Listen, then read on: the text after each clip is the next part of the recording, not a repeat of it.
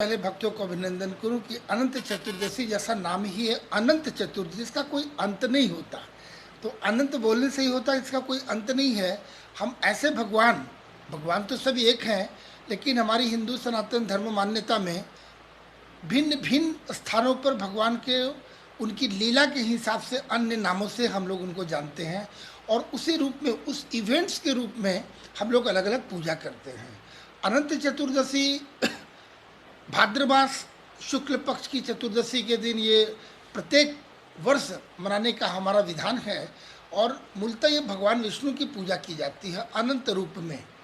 इसकी कई कथाएं अगर कह सकते हैं, जो प्रचलित कथा मैं बताऊं, ज़्यादा राधा युधिष्ठिर ने राजस्व यज्ञ किया था, और वहाँ जैसे साज सज्जा की थी। जैसा सभी को ये ज्ञात है कि एक चक्रवर्ती सम्राट ही राजस्व यज्ञ कर सकता है, और वो चक्रवर्ती सम्राट थे।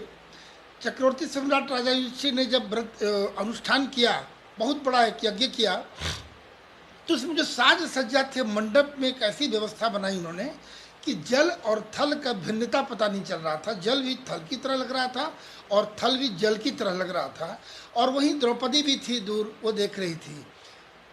दुर्योधन वहाँ पर जब आए और भूलवश उन्हें ये ज्ञात नहीं हुआ कि जल और थल का, वो भूलवश उन्होंने जल के ऊपर में थल समझकर पांव रख दिया और वो जल में गिर पड़े।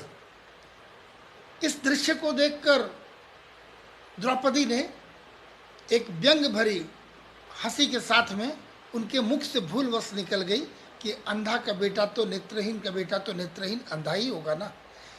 ये बात उन्हें बहुत चुभ गई, और उन्होंने मन में ये प्रण ले लिया कि द्रौपदी से हमें इसका प्रतिशोध लेना है। और महाभारत का ये कह सकते हैं कि ये मूल यहीं से प्रारंभ होता है, जो प्रतिशोध की ज्वाला उनके मन में थी। और एक समय आया कि जब सभी लोग, जैसा आप सभी को ज्ञात है कि ध्रुत क्रीड़ा कौरव और पांडवों के बीच में होने लग गया, और दुर्योधन धीरे धीरे धीरे धीरे सारी उनकी साम्राज्य जीत लिया, उनका शरीर भी जीत लिया, और उसके बाद मात्र उनकी धर्मपत्नी बच जाती है पांडवों की, द्रौपदी को भी जीत लिया। उसके बाद हारकर उन्हें 14 वर्ष के लिए अज्ञातवास जाना पड़ता है, और अज्ञातवास में इतने कष्ट झेला। भगवान युधिष्ठिर ने श्री कृष्ण से पूछा कि इस कष्ट को कम करने का कुछ उपाय क्या है प्रभु। तो भगवान कृष्ण ने बताया कि अनंत की पूजा करो, अनंत पूजा करने से तुम्हारे ये कम होंगे।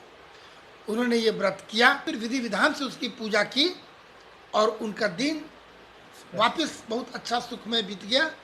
और जिस प्रकार जैसा मैंने बताया राजा युधिष्ठिर के लिए उन्होंने जब पूजा की अनंत पूजा, तो वो दिन था भाद्र मास शुक्ल पक्ष और चतुर्दशी तिथि। उस समय से ये त्यौहार मनाया जाता है। और ऐसी मान्यता है कि जैसे सभी जानते हैं कि भगवान विष्णु, तो भगवान विष्णु की पूजा करने से वैकुंठ लोक की प्राप्ति होती है। और यहाँ पर अनंत नाम है, इस नाम को विशेष रूप से स्मरण करने की आवश्यकता है। अनंत, जिसका कोई अंत ही नहीं है, तो अनंत आनंद की प्राप्ति होती है, और भक्तों को, श्रद्धालुओं को वैकुंठ लोक की प्राप्ति होती है, ऐसी मान्यता है। और इसे बड़ी श्रद्धालु बहुत ही आनंद पूर्वक व्रत करते हैं इसका।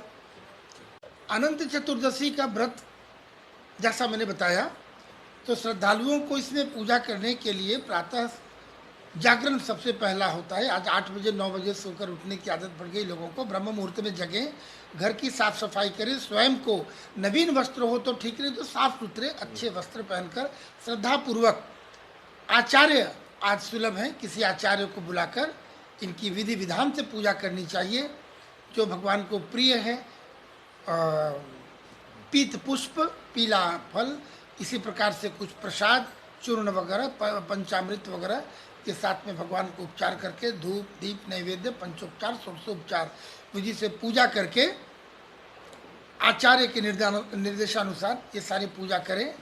और पूजा करके संपन्न करके ब्राह्मण को भी सादर उनको भोजन कराना, आदरपूर्वक दक्षिणा दे के उन्हें विदा करना, और घर में आनंद उत्सव होना चाहिए। भगवान का भजन कीर्तन हो, सारा दिन भगवान के स्मरण में सारा दिन व्यतीत करना, यही हमारा धर्म सम्मत निर्देश है।